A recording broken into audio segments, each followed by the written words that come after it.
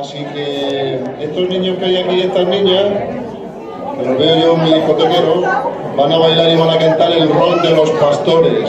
Así que vamos a darles un fuerte aplauso.